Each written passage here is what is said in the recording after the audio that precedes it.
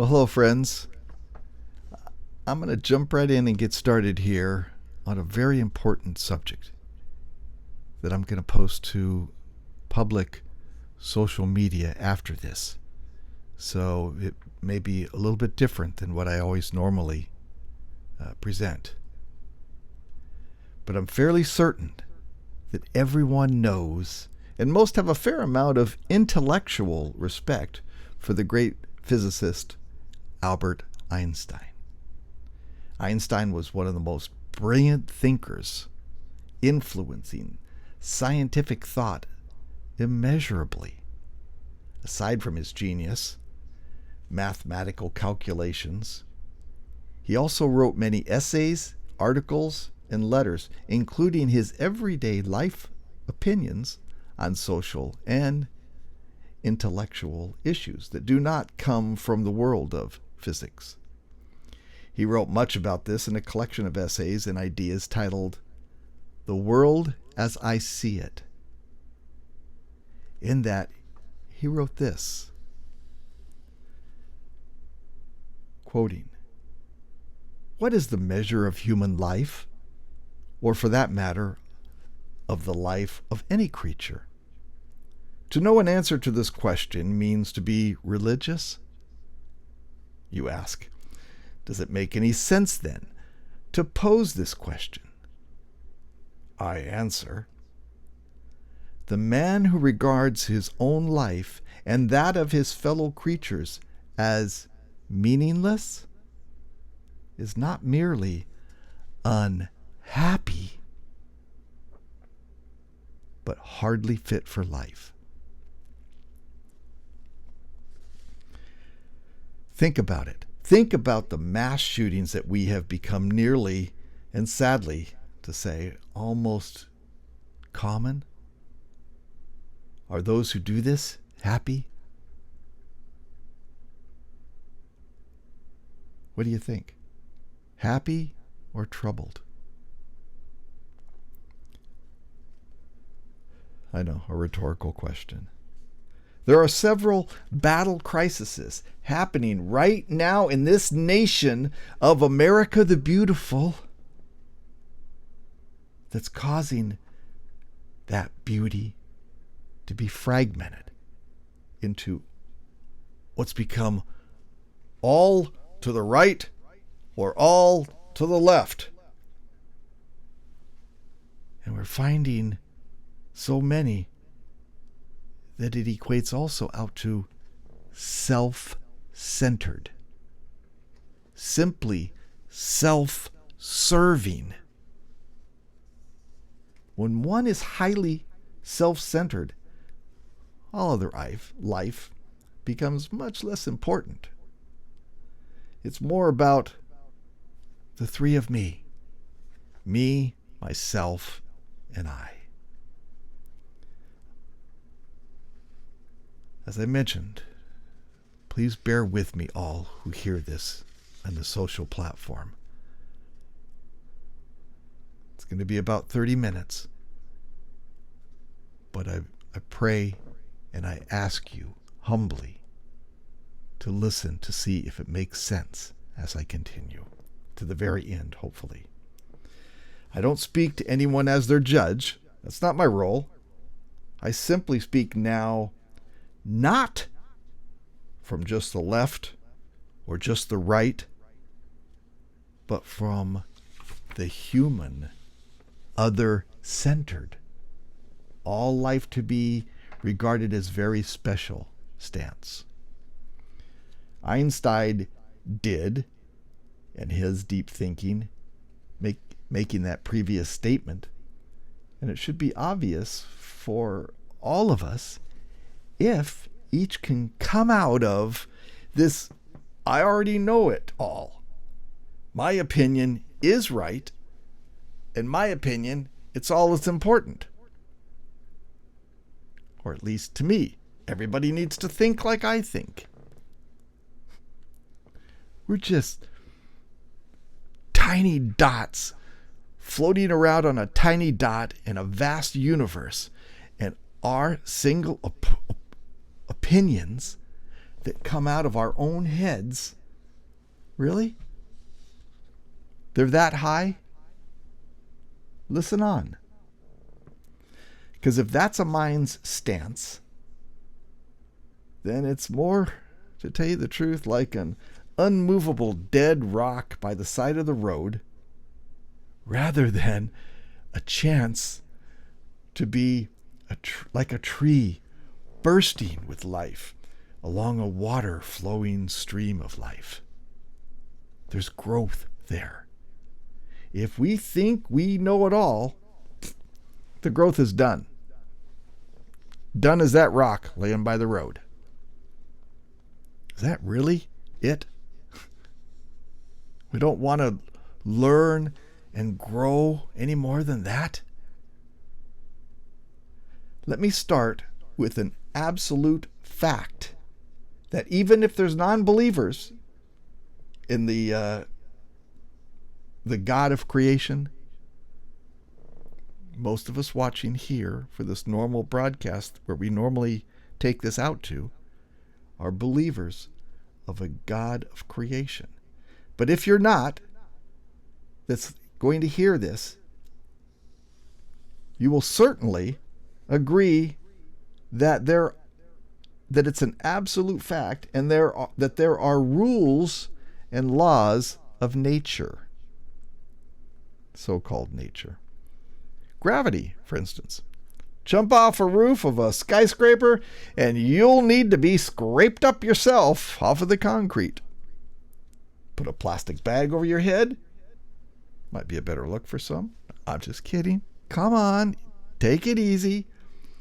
Put a plastic bag over your head, becoming deprived of oxygen. You'll turn a nice shade of blue, and life, however, will leave you. There are basic laws of so-called nature. We all agree on that. The results of breaking them are not there because they're a punishment by Creator God, as some many times accuse him. Everything that goes wrong in this world is, because of God's fault. He didn't make it to be that way. All right? We've made it that way. But there are basic rules and laws. Again, some call them universal laws of so-called nature. Without them, all will certainly agree that there could be no cohesive structure to hold even the tiniest little atom together. Therefore, no great blue jewel where waters gather and land forms and for life to exist on couldn't exist without that structure. Both science and the Bible agree that there was one great single point in time where every element that we know of came into existence. Some might feel that it's just an unsolvable coincidence that it just happened. It just happened by chance. Okay, well, believers in a brilliant Creator that planned and by purposeful design brought everything into being, who caused the Big Bang to bang, we see fingerprints of our Creator all around us, in the streams, in the forests, in the sky, the birds. Everywhere we look, we see fingerprints from a purposeful creation. Did somebody else come into the mix and maybe mess things up a bit? I think so, but that's for another discussion. The point here is that despite which side you're on of this coin, it is a fact that there are rules and laws that hold everything together, that keep our perfect blue, beautiful jewel in its absolutely perfect orbit around our perfectly sized and tempered sun. Sized, heat, which despite it actually has death rays of radiation beaming from it continuously, yet our beautifully planned home, unlike other rocks out here floating around the sun, there is a special, one might even say a miracle element of a liquid core, which cause a magnetic protection umbrella magically over and around our special, unique Blue Jewel home, so we can enjoy the abundance of life that we observe each day. Where am I going with this? Where are you going with this, Robert? Well, let's bring it into focus now. Some rules and laws we see in the best-selling book, which is what I'm going to refer to, the best-selling book of all time, we refer to as the Bible. Hold on, if you're not into the Bible, please just listen through. Maybe there's something you'll gather good from it. Just stay for that point then. But in that book, expressed by the one proclaiming to be the creator of all life and this Blue Jewel home, rules and laws, while some people may not like certain ones, most do agree are necessary, if you really look at them, for us to live peaceably among each other. We agree we cannot kill, rob, and destroy other people and other people's things. So we set rules and laws. Our Creator sent an owner's manual. That's what that book is that I referred to, that Bible. It's an owner's manual he sent along with his creation to teach and to instruct, help us to understand how to enjoy and get the most out of life. Yes, life. And it revolves around love. There are rules and laws in there, which really, and in reality, they're really simple and basic, and they're even accepted into just about every civil law on this globe, around the globe. And you know what? They exist. Those rules and laws exist out of LOVE, for our benefit. Yes, for our benefit. They're there to protect. They're there to provide good for all people, in all places, and all times. They're there for us all to benefit, despite what some have been misled to understand. We all come from different backgrounds. Again, I'm today not coming here from a judgmental standpoint. I'm trying to help our situation here. Our Creator's laws and rules, they're not harsh. They're not burdensome. They lead to wonderful life. In reality, here's a comparison for you. They're like a child telling a child, listen, don't touch that hot stove. It's going to burn you and it's going to cause a lot of pain. What kind of love would it be if we didn't tell them that? Dear son or daughter, fire is good, but it can hurt you. Dear son or daughter, a sharp knife is a great thing to cut our food with. Use it to whittle away wood and build a house. But a sharp knife, it's very sharp, and it can hurt you. Our Creator tells us this. I'm going to turn to that owner's manual for us, okay? Can we just consider some of this? From Deuteronomy 30, verse 19, it says, I have called the heavens and the earth as witness today against you, that I have set before you life and death, the blessing and the curse. Therefore, choose life. Choose life, that you may live, you and your seed. Interesting. The word seed. He just didn't say descendants. Yeah. I mean, different translations may put it a different way. I'm using one from the Institute of Scripture Research, but I think a lot of them say that. So it's life. That's what our Creator is all about. We read, again from that owner's manual, in 1 John 4, verse 16, we have come to know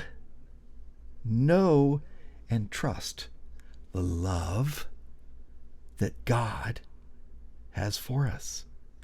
God is love. That's like saying the sky is blue. God is love. And those who remain in his love, united with him, and God remains united with them. Please, wow, let that sink in. That the God, the creator of the Big Bang, of all life, of all of the universe, every element, every form of life, has perfect rules and laws that make it possible even for that life to continue to exist, invites us goofball human beings with all our problems that we bring about on our own self. He invites humankind to become united with him in his vast, eternal love. Love. Because of love, this love that so many spinning around on their own, right? We're trying to figure it out on our own. Leave me alone. I'll figure it out on my own. With just their own mortal thoughts, whatever's cranking around in this skull, our goals far too often that are primarily self-centered,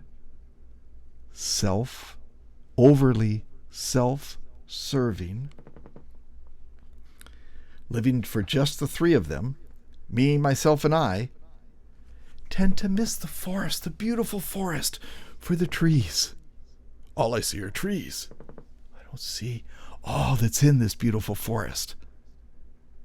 God wants us to feel and live and enjoy it all, everything within this forest called Earth. But it's absolutely true that our Creator, who is love, who created us because of his love, he gives us instructions and rules that when heeded lead to full other-centered Joy.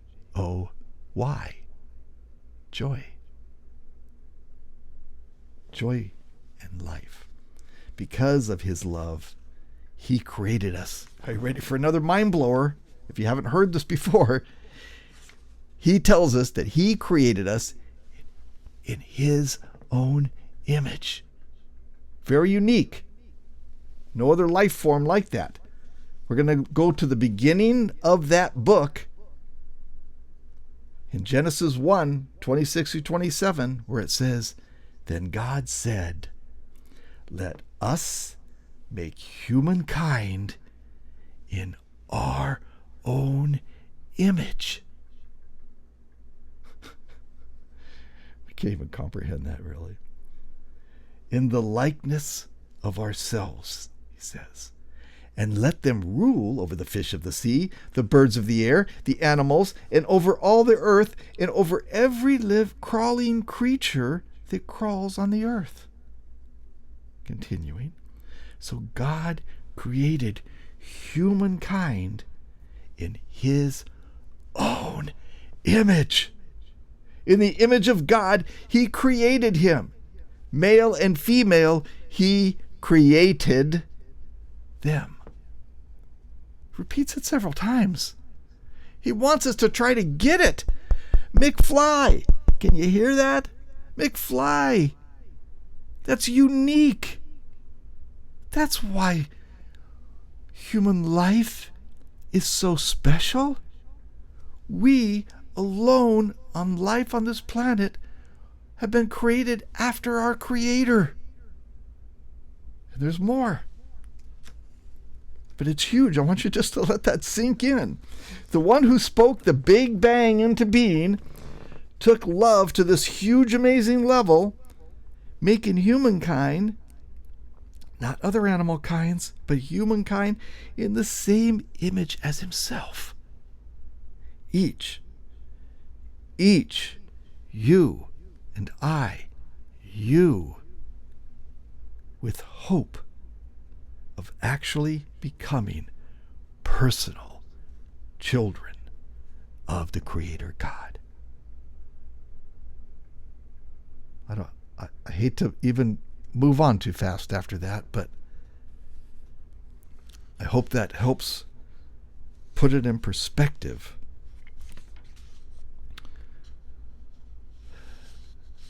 Of why there is this thou shalt not kill law.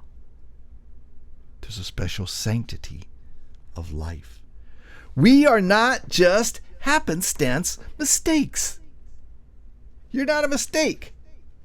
We are not mistakes. We are purposely, carefully planned in God's very own image to become children of the Creator. This is why such a special sanctity is placed on human life. So that rule, that command that we all know, thou shalt not kill, it is proper. And it should be very easy to understand.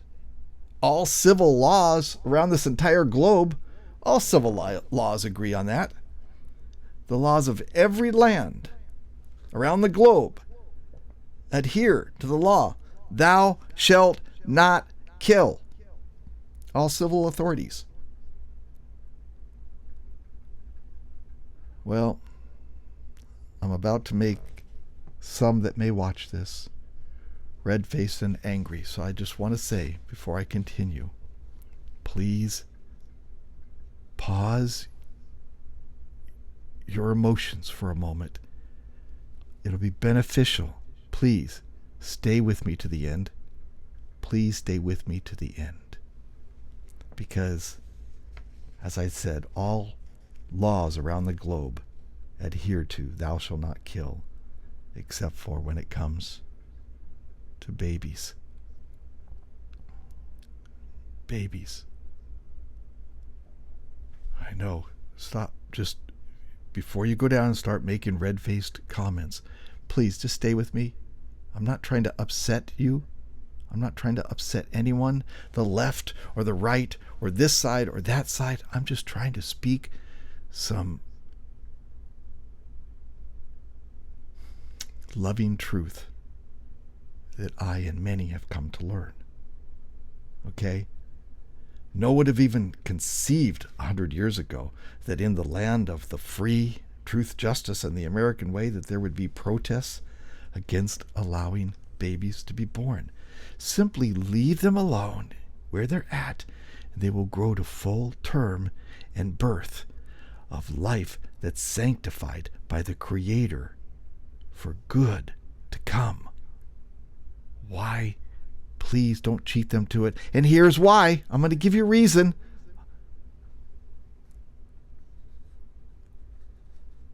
There are alternatives. Killing is not, I repeat, killing is not the only option. So pause, calm down, calm down. She is not alone. Now, she may feel as though she's alone in a corner, but she's not.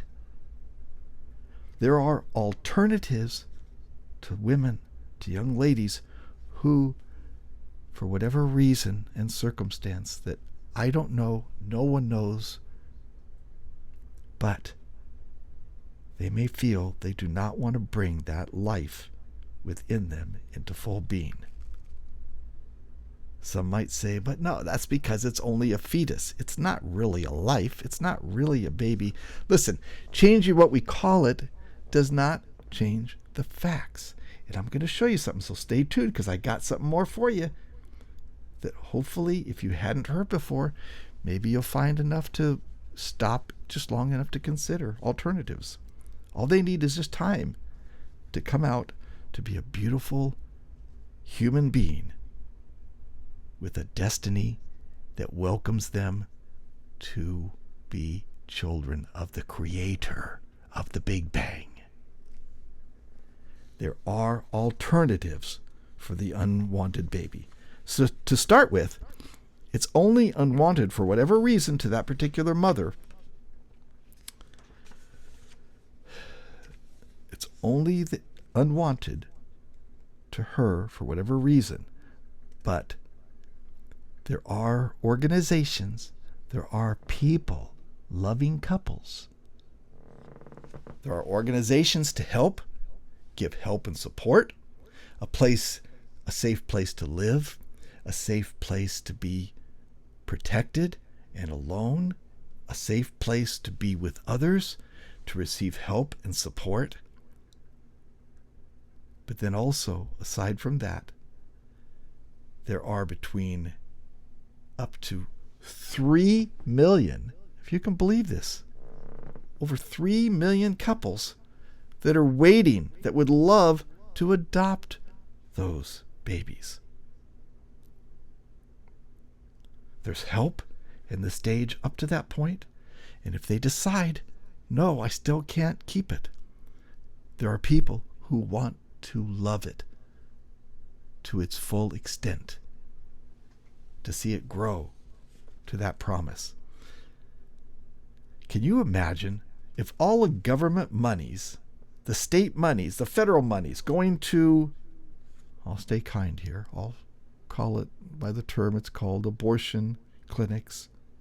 Can you imagine, just stop for a moment, if those funds were redirected to care for the mother while she's carrying, and or at full term adoption services, where a couple that's just longing to adopt and provide love is waiting. How many otherwise terminated babies could have the opportunity to become personal children of the Most High? Please, please, please consider, pause and consider. Listen to this. Whether you believe it or not, it doesn't make it not true. Our Creator writes this in Jeremiah 1:4-5. He says, "Now the word of Jehovah came unto me," this is Jeremiah speaking, saying, before I formed you in the womb, I knew you."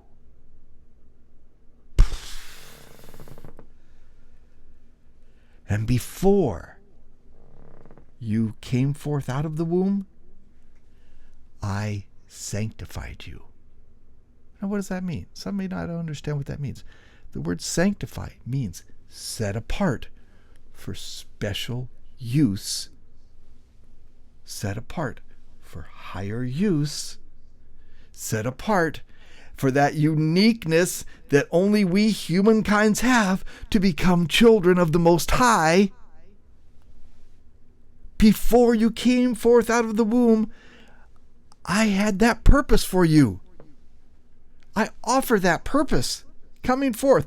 All human life, in a sense, even now, even out here in the world, I call it the womb of the earth. It is here on this earth, as I've called it before, the university of tomorrow. Yeah, that's what we're here for. The university that's preparing us for all of eternity, good eternity, meaningful, purposeful eternity, More than just floating around playing a harp, we've got great purpose ahead of us.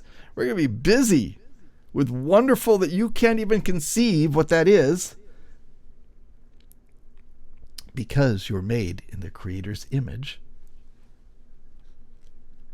All right, we're not just generic animals that just happened by evolution from some lower life form to crawl out of a slime pool. With all the wonders of modern science, they never have and they never will figure out how to create anything alive out of nothing.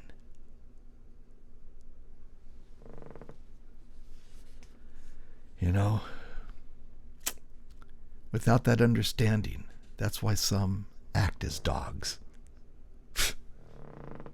We evolved from dogs. Might as well act like a dog. It's a dog-eat-dog world. Life's of no importance. Guess what? You didn't create it. No one has the right to take that away. Please, again, I'm going to wrap up here now. But I just want to say there are alternatives to killing babies in the womb. All right? I'm going to put on the screen here. I'm going to show you the face of hope.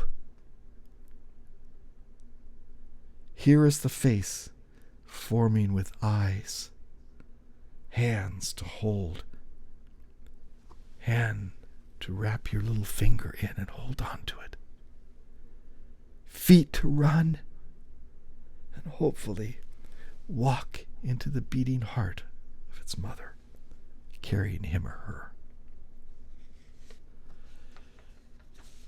We hope. The hope is, yes, of course, the mother's beating heart, the baby's beating heart, feeling it inside. But if, because of circumstances we can't all understand, we're not in that person's shoes, I just simply say there are alternatives.